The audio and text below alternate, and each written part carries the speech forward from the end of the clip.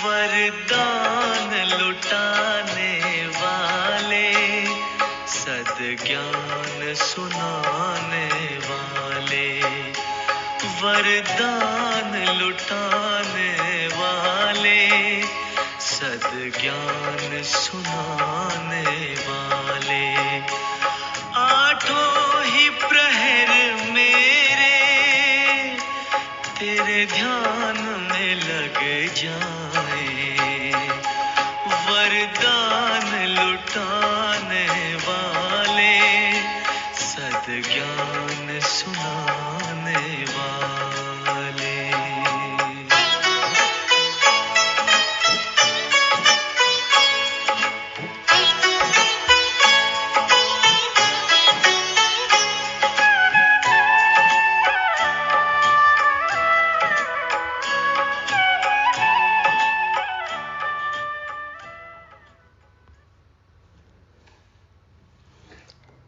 ओम शांति। सबके प्रति शुभ कामना, शुभ भावना रखने वाले बालक सोमालिकों को सोमवार की गॉडली मॉर्निंग। कहावत है, जब दवा काम नहीं आती तो दुआ काम आती है। और यदि भगवान की दुआएं, भगवान से वरदान मिल जाए तो फिर क्या कहने। अब प्रश्न ये है कि भगवान की दुआएं कैसे प्राप्त करें और उससे होगा क्या। तो इसका उत्तर मिलेगा आज 9 अक्टूबर 2023 की मुरली में। बाबा आज हमें लौकिक परिवार को भी संतुष्ट करने की विधि बताते हैं। तो करते हैं सोमनाथ का सोम रस पान। मीठे बच्चे जितना याद में रहेंगे, पवित्र बनेंगे, उतना पारलौकिक माता पिता की दुआएं मिलेंगी। दुआएं मिलने से तुम सदा सुखी बन जाएंगे। बाबा कहते जितना याद करेंगे उतना हम पवित्र बनेंगे। पवित्रता के सागर पूरी दुनिया को, हर आत्मा को पवित्र बनाने के लिए आए हैं ना। तो पवित्र हम बनेंगे तो पारलौकिक माता पिता की दुआएं मिलेंगी। बाबा हमें वरदान देंगे और दुआएं मिली तो बाबा कहते हैं तुम सदा सुखी बन जाएंगे। जिसको दुआएं मिल जाए, वरदान मिल जाए तो फिर मेहनत नहीं करनी पड़ती है ना। सारे दुख खत्म हो जाएंगे, हम सदा सुखी बन जाएंगे। इसलिए बाबा की याद बहुत जरूरी है। प्रश्न है, बाप सभी बच्चों को कौन सी राय देकर कुकर्मों से बचाते हैं। कुकर्म, पाप कर्म, हम कैसे बच पाएंगे इनसे। उत्तर में बाबा कहते, बाबा राय देते, बच्चे तुम्हारे पास जो भी धन दौलत आदि है वह सब अपने पास रखो, लेकिन ट्रस्टी होकर चलो। धन दौलत यूज करना है, लेकिन कैसे। बाबा की श्रीमत अनुसार, बाबा को समर्पित करके, ट्रस्टी बन के। तुम कहते आए हो, हे भगवान यह सब कुछ आपका है। भगवान ने बच्चा दिया, धन दौलत दिया। अब भगवान कहते हैं इन सब से बुद्धि योग निकाल, तुम ट्रस्टी होकर रहो, श्रीमत पर चलो तो कोई भी कुकर्म नहीं होगा, तुम श्रेष्ठ बन जाएंगे। दुनिया में हम कहते आए ना कि देखो पैसा है तो कैसे पाप कर्म कराता है। लेकिन ठीक है, बाबा कहते हैं पैसा है, धन दौलत है, उसको यूज़ करो, लेकिन बाबा की श्रीमत के अनुसार। भक्ति में भी कहते आए तन मन धन सब तेरा। तो फिर बाबा को अर्पित कर देना है और फिर उनके श्रीमत अनुसार ट्रस्टी बनकर यूज़ करना है, तो हम पाप कर्मों से बच जाएंगे। गीत बजा, ले लो दुआएं माँ बाप की, ले लो दुआएं माँ बाप की। ओम शांति। जो बच्चे कहते हैं हमारा मुख नहीं चलता है, समझा नहीं सकते हैं, उन्हें सेंटर की ब्राह्मणियाँ कैसे सिखलाएं, यह शिव बाबा समझाते हैं। बाबा का हर बच्चा टीचर, तो बाबा बताते हैं कि कैसे टीचर बनना है, कैसे सबको ज्ञान देना है, समझाना है। चित्रों पर समझाना तो बहुत सहज है, छोटे बच्चों को चित्र दिखलाकर समझाना पड़े ना। ऐसे नहीं क्लास में सब आकर बैठे और तुमने मुरली शुरू कर ली, नहीं, यह तो हड्डी बैठ समझाना चाहिए, जिगरी माना दिल से। कोई भी स्टूडेंट है, कोई जिज्ञासु है, उसको चित्र दिखा के दिल से समझाना है, बैठा के प्यार से। बच्चों ने गीत तो सुना, एक है पारलौकिक माता पिता जिसको याद करते रहते हैं, तुम माता पिता हम बालक तेरे। वह है सृष्टि का रचयिता, माता पिता जरूर स्वर्ग ही रचेंगे। सतयुग में स्वर्गवासी बच्चे होते हैं, यहाँ के माता पिता खुद ही नरकवासी हैं, तो बच्चे भी नरकवासी ही पैदा करेंगे। जैसी दुनिया होगी दुनिया वाले भी वैसे ही होंगे। गीत में कहा, ले लो दुआएं माँ बाप की। तुम जानते हो इस समय के माँ बाप तो दुआएं नहीं देते। दिल से दुआ, कर्म अच्छे होंगे तब तो मिलेगी ना दुआएं। तो कर्म कैसे हैं हमारे, और दुआएं मिलती हैं। देखो कैसा कैसा कार्मिक अकाउंट है माँ बाप का और बच्चों का। तो स्वर्गवासी दुआ करते हैं, जो दुआ फिर आधा कल्प चलती है। बाबा कहते हैं इस समय के माँ बाप तो दुआएं नहीं देते हैं, स्वर्गवासी दुआ करते हैं, जो दुआ फिर आधा कल्प चलती है, फिर आधा कल्प बाद श्रापित हो जाते हैं। तो पारलौकिक माँ बाप की हमें दुआएं मिलती हैं, जिससे हम स्वर्गवासी बनते हैं, आधा कल्प हम सुख में रहते हैं, और फिर हम दुखी हो जाते हैं, श्रापित हो जाते हैं अपने कर्मों के कारण। खुद भी पतित बनते तो बच्चों को भी बनाते हैं। और कलयुग में क्या है, माँ बाप कहते हैं ना हमें अपनी जिम्मेवारी निभानी है, तो बच्चों को पतित बनाते हैं। कहते हैं ना शादी करना जरूरी है, काम विकार में ढकेलते हैं, तो वो दुआएं नहीं मिली ना, श्राप ही हो गया। तो उसे फिर आशीर्वाद तो नहीं कहेंगे। श्राप देते देते भारतवासी श्रापित हो गए, कितना दुख ही दुख है। इसलिए माता पिता को याद करते हैं।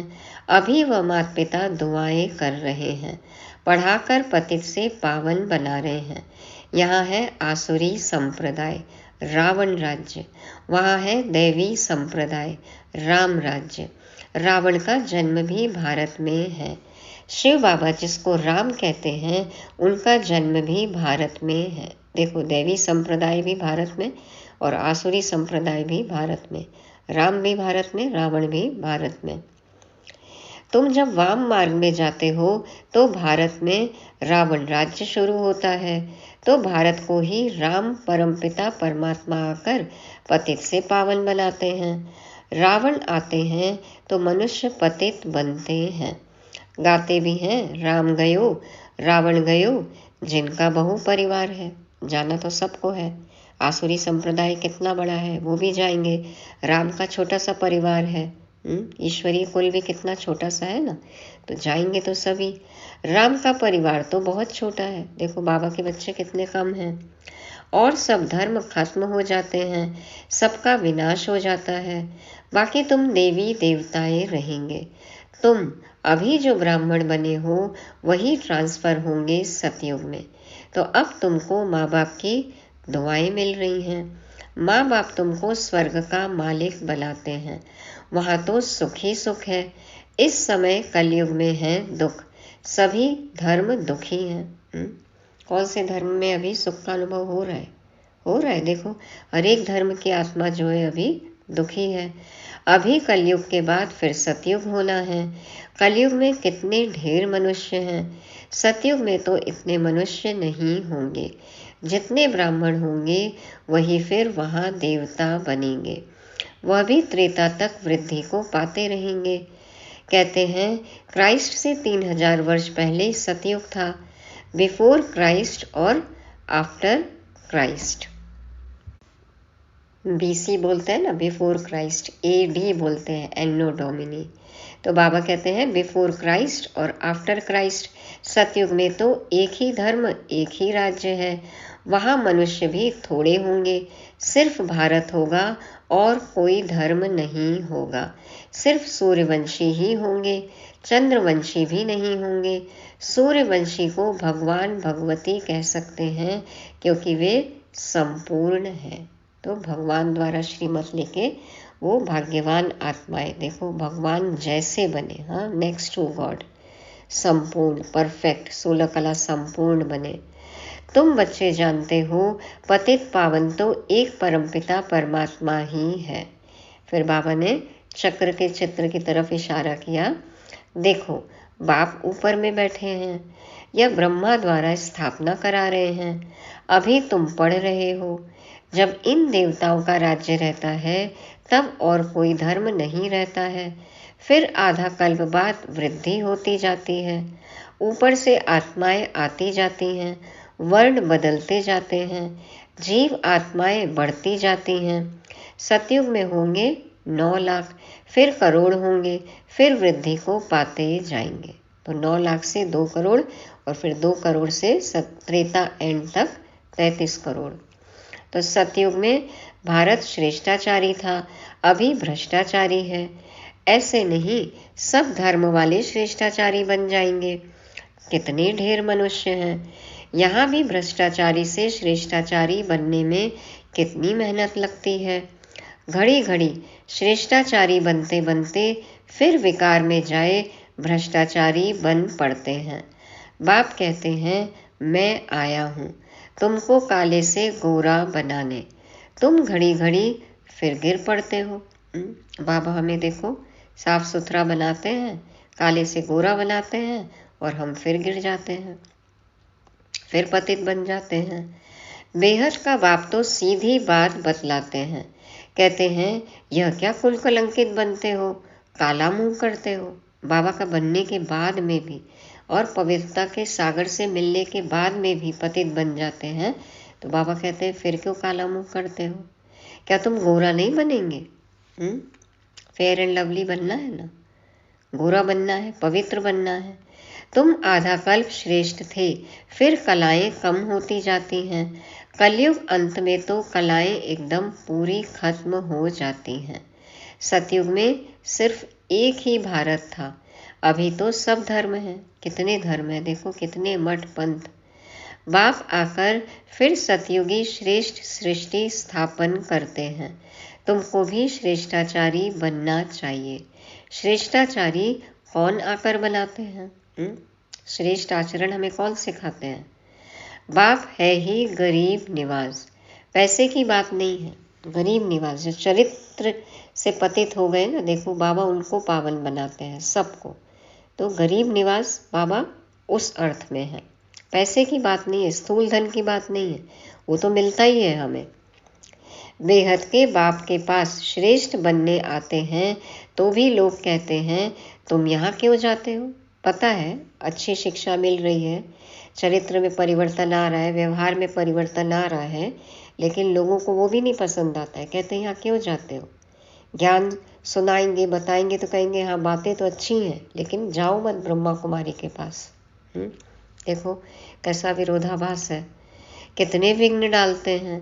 तुम जानते हो इस रुद्र ज्ञान यज्ञ में असुरों के विघ्न बहुत पड़ते हैं, अबलाओं पर अत्याचार होते हैं, क्योंकि और कहीं भी जाए तो जैसे गए वैसे आ जाते हैं। यहाँ होता है तो परिवर्तन होता है, तो वो बर्दाश्त नहीं होता है।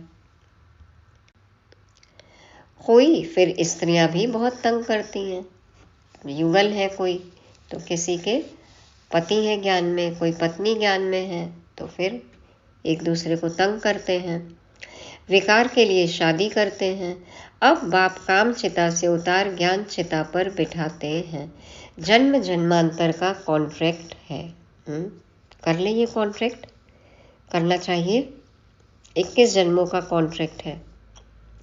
इस समय है ही रावण राज्य, गवर्नमेंट कितने शादमाने करती है। हाँ देखो कितना खर्चा, कितना दिखावा। रावण को जलाते हैं, खेल देखने जाते हैं, अब यह रावण कहाँ से आया? रावण का जन्म हुए तो 2500 वर्ष हुए हैं। रावण ने सबको शोक वाटिका में बिठा दिया है। सब दुखी ही दुखी हैं। राम राज्य में सब सुखी ही सुखी होते हैं। अभी है कलयुग का अंत, विनाश सामने खड़ा है। इतने करोड़ों मनुष्य मरेंगे तो जरूर लड़ाई लगेगी ना। कितनी आपाधापी मारा मारी होगी, लड़ाई तो होगी ही, तभी एक साथ सब मरेंगे। होलसेल मौत। सरसों मुआफिक सब पिस जाते हैं। सरसों मुआफिक, सोचो क्या वैल्यू है आत्मा की, मनुष्य जीवन की। कैसे एक सेकंड में शरीर छूट जाएगा। बाबा कहते अब देखते हो तैयारियां हो रही हैं। कहते हैं ना, इतना पत्थर, इतनी सामग्री, इतना बॉम्ब इकट्ठा किया है, बारूद, कि पूरी पृथ्वी 7 बार साफ हो जाए, एक भी मनुष्य आत्मा न बचे, ऐसा सामान तैयार किया है। तो कितनी तैयारियां हैं। बाप स्वर्ग की स्थापना कर रहे हैं। यह ज्ञान और कोई भी दे न सके, किसी को भी नहीं पता है ना आदि मध्य अंत का ज्ञान। यह ज्ञान बाप ही आकर देते हैं और पतित को पावन बनाते हैं। सदगति करने वाला एक ही बाप है। सतयुग में है ही सदगति, वहाँ गुरु की दरकार नहीं। अंधेरे में ही नहीं है, अज्ञानता ही नहीं है, मौज ही मौज है, गुरु की दरकार ही नहीं है, क्योंकि सब पवित्र हैं। अभी तुम इस नॉलेज से त्रिकालदर्शी बनते हो। सतयुग में लक्ष्मी नारायण में यह ज्ञान बिल्कुल नहीं होगा, तो फिर परंपरा से यह ज्ञान कहाँ से आया? अभी है कलयुग का अंत। बाप कहते हैं तुम मुझे याद करो। तो ये ज्ञान परंपरा से तो नहीं चलाया ना, ये तो बाबा अभी आकर देते हैं हमें। स्वर्ग की राजधानी स्थापन करने वाले बाप को और वर्षे को याद करो। पवित्र तो जरूर रहना पड़ेगा, पवित्र तो रहना ही पड़ेगा। यदि सतयुग में जाना है तो पवित्रता धारण करनी होगी, संपूर्ण पवित्रता। वह है पावन दुनिया, यह है पतित दुनिया।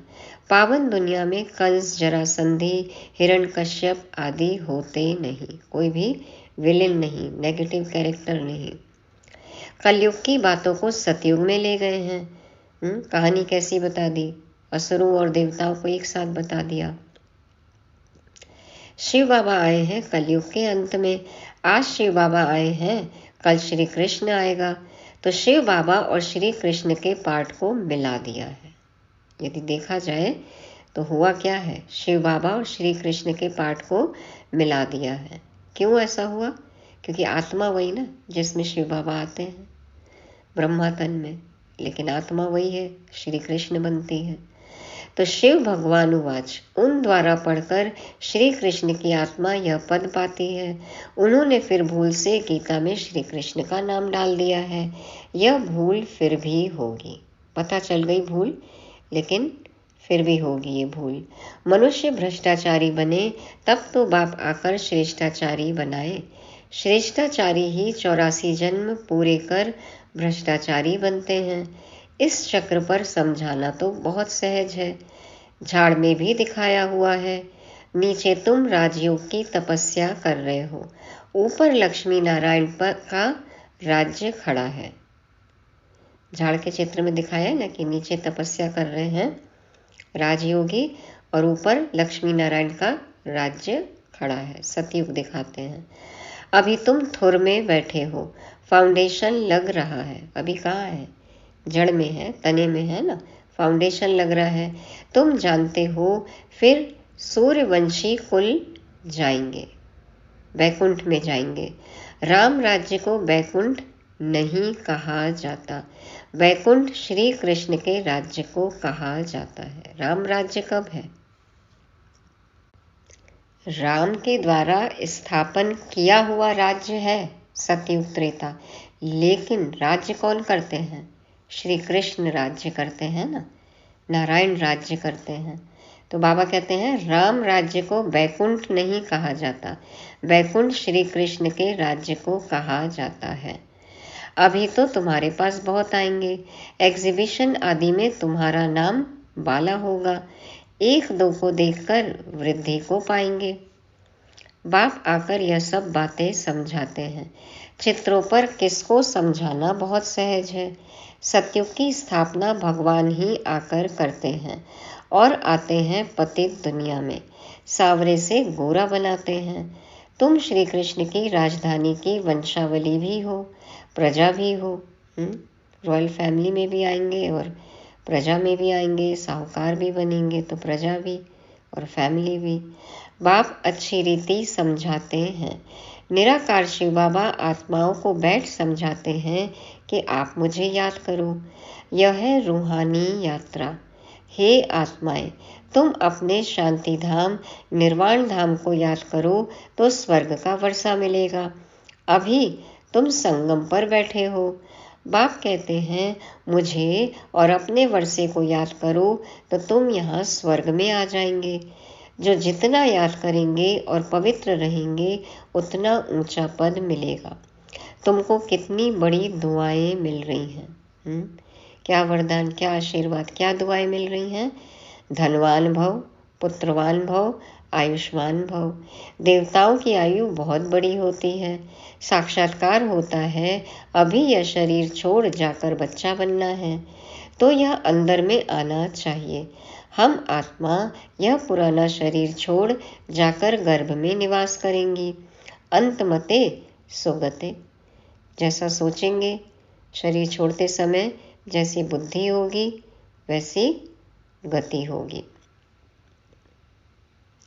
बूढ़े से तो हम क्यों ना बच्चा बन जाऊं। देखो शरीर जब साथ नहीं देता तो कई बार कितना परेशान हो जाते हैं ना, कहते हैं अब शरीर छूट जाए। तो बूढ़े से तो अच्छा है कि फिर से बच्चा बन जाए। आत्मा इस शरीर के साथ है तब तकलीफ महसूस करती है। सुख भी अनुभव होता है और दुख भी अनुभव होता है जब आत्मा शरीर में है।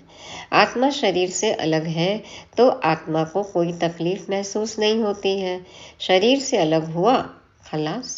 लेकिन देखो शरीर छोड़ने में ही कितनी तकलीफ होती है। आत्मा को सबसे ज़्यादा मोह शरीर से है। तो हमको अब जाना है। मूल वतन से बाबा आते हैं लेने लिए। यह दुख धाम है, अभी हम जाएंगे मुक्ति धाम।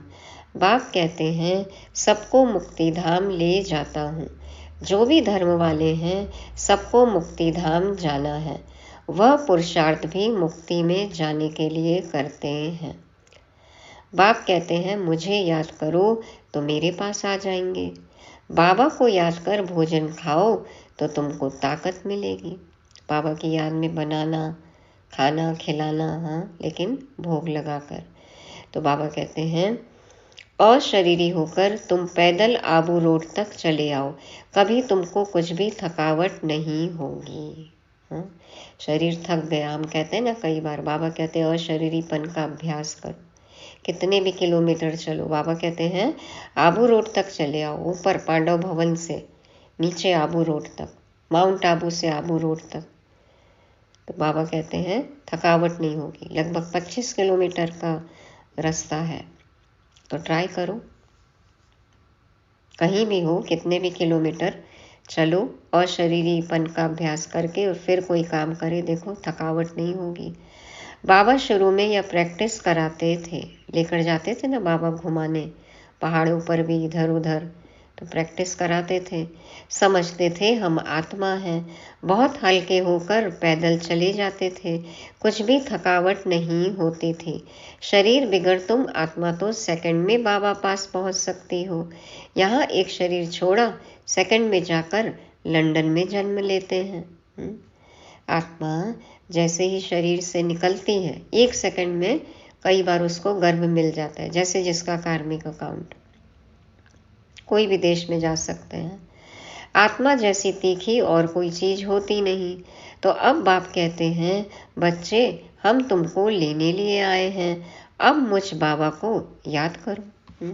बुलाया है तो अब याद करो। अभी तुमको प्रैक्टिकल में बेहद के पारलौकिक बाप की दुआएं मिल रही हैं। बाबा का कहना मानेंगे तो दुआएं मिलेंगी। बाप बच्चों को श्रेष्ठ से श्रेष्ठ मत दे रहे हैं। धन दौलत आदि सब तुम अपने पास रखो, सिर्फ ट्रस्टी होकर चलो। तुम कहते भी आए हो, हे भगवान यह सब कुछ आपका है, भगवान ने बच्चा दिया, भगवान ने यह धन दौलत दिया। अच्छा, फिर भगवान आकर कहते हैं इन सब से बुद्धि योग निकाल, तुम ट्रस्टी होकर चलो। अन्न मन धन सब कुछ तेरा, क्या लागे मेरा, भगवान का दिया है सब कुछ, तो फिर अब ट्रस्टी बनकर चलो। श्रीमत पर चलो तो बाप को मालूम पड़ेगा तुम कोई कुकर्म तो नहीं करते हो। श्रीमत पर चलने से ही तुम श्रेष्ठ बनेंगे। श्रेष्ठ मत मिलेगी तो श्रेष्ठ कर्म होंगे। आसुरी मत पर चलने से तुम भ्रष्ट बने हो। आधा कल्प तुमको भ्रष्ट बनने में लगा है। 16 कला से फिर 14 कला बनते हो, फिर धीरे धीरे कलाएं कम होती जाती हैं। तो इसमें टाइम लगता है ना, एकदम से नहीं गिरते ना, थोड़ा टाइम लगता है, धीरे धीरे पतित होते जाते हैं। तो बाबा कहते हैं कि धीरे धीरे कलाएं कम होती जाती हैं, लेकिन अब श्रीमत मिल रही है तो श्रीमत पर चल के हमको श्रेष्ठाचारी बनना है। अच्छा, मीठे मीठे सिक्के लदे बच्चों प्रति माता पिता बाप दादा का याद प्यार और गुड मॉर्निंग। रूहानी बाप के रूहानी बच्चों को नमस्ते। हम रूहानी बच्चों के रूहानी बाप दादा को याद प्यार गुड मॉर्निंग और नमस्ते।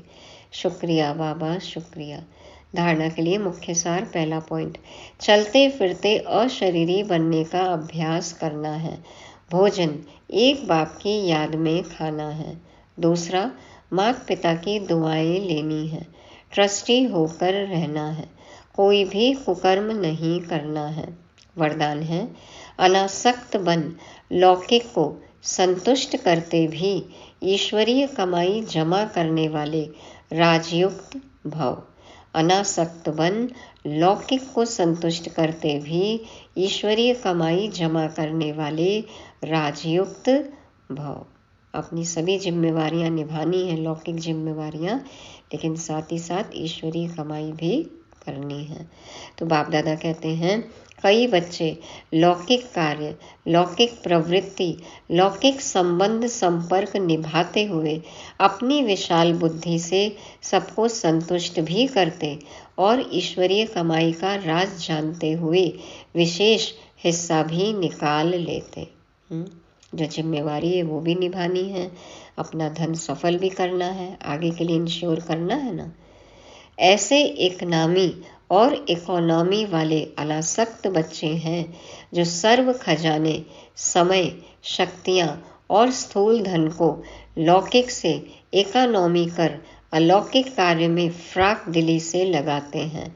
ऐसे युक्त राजयुक्त बच्चे ही महिमा योग्य हैं। किनकी तारीफ कर रहे हैं बाबा? जो अपना समय है, शक्ति है, एनर्जी है, धन है, उससे लौकिक जिम्मेवारियां भी पूरी करें, उनको भी समय दें, उनकी भी देखभाल करें, लेकिन साथ ही साथ जो साथ में जाएगा वो ईश्वरीय कमाई भी जमा करे, अच्छे संस्कार भी बनाए, सेवा भी करें, हाँ, आगे के लिए सिक्योर भी करें।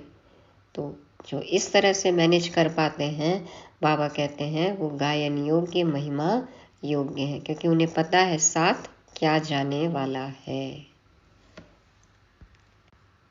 तो हर जगह व्यर्थ से बचना है और समर्थ में लगाकर सफल करना है, कमाई जमा करनी है। स्लोगन है स्मृति स्वरूप बनकर हर कर्म करने वाले ही प्रकाश स्तंभ बनते हैं। स्मृति स्वरूप बनकर हर कर्म करने वाले ही प्रकाश स्तंभ मना लाइट हाउस बनते हैं। तो आत्मिक स्मृति में रहना है, बाबा की याद में हर कर्म करना है, तब हम औरों को भी रास्ता दिखा सकते हैं, लाइट हाउस बन सकते हैं। तो ये थी आज की मुरली। रिवाइज करने के लिए पॉइंट्स हैं। पहला, पारलौकिक माता पिता की दुआएं लेनी है, श्रीमत अनुसार ही हर कर्म करना है। दूसरा, बाबा कहते हैं सब कुछ यूज़ करो, धन दौलत अपना सब कुछ, लेकिन ट्रस्टी बनकर।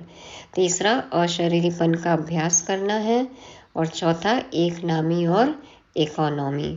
तो अपना धन दौलत सब कुछ बचाना है और आगे के लिए, भविष्य के लिए सफल करना है, जो कमाई साथ जाएगी उस पर ध्यान देना है। और 5वां प्रकाश स्तंभ बनना है।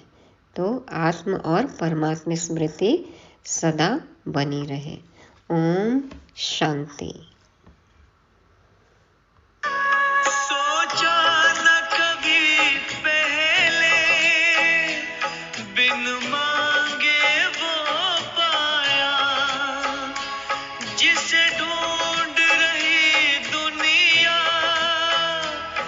उसने हमें अपनाया, उसने हमें अपनाया।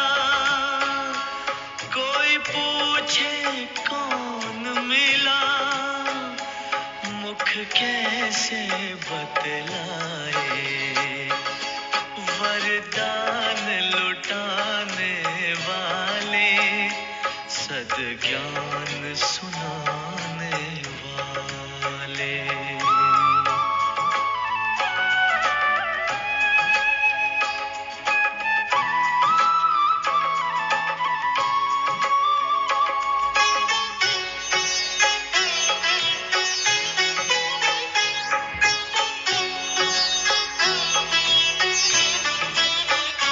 चुप रहना चाहे हम, ये आंखें बोलती है। इनमें बसता है तू, सब भेद ये खोलती है, सब भेद ये खोलती है।